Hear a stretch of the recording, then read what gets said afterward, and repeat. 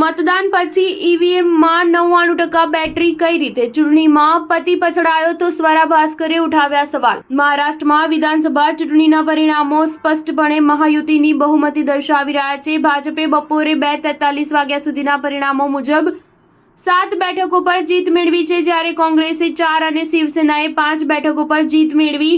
શરદ પવારના NCP પક્ષ 1 બેઠક હાંસલ કરવામાં સફળ રહ્યો છે.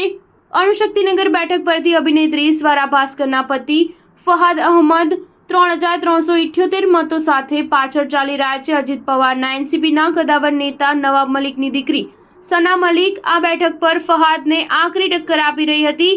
અણુશક્તિનગર બેઠક પર પતિની હાર જોતા સ્વરા ભાસ્કરે ઈવીએમ પર સવાલો ઉઠાવ્યા છે. સ્વરા ભાસ્કરે સોશિયલ મીડિયા પર સવાલ કર્યો કે મત આપ્યા હોવા છતાં ઈવીએમ મશીન 99% ચાર્જ કેવી રીતે હોઈ શકે? ચૂંટણી પંચ તેનો જવાબ આપે. અણુશક્તિનગર વિધાનસભાની મતગણતરી માટે 99% ચાર્જ ઈવીએમ મશીનો ખુલ્લા હતા, જેમાં ભાજપ સમર્થિત એનસીપીને જ મત મળી રહ્યા છે. શરૂઆતના વલણમાં ફહાદ 1700 મતોના માર્જિન સાથે લીડ કરી રહ્યા હતા, પરંતુ જેમ જેમ ગણતરી આગળ વધી રહી છે તેમ સનાના મતમાં વધારો થઈ રહ્યો છે. અણુશક્તિનગર બેઠક પર 54% મતદાન નોંધાયું હતું, જે અગાઉ 2019ની વિધાનસભા ચૂંટણીમાં 55.27% થયું હતું.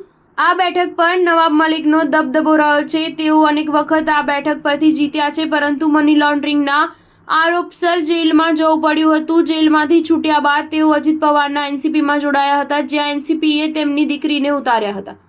સ્ટાર ન્યૂઝ 7 હંમેશા સચ્ચાઈની સાથે.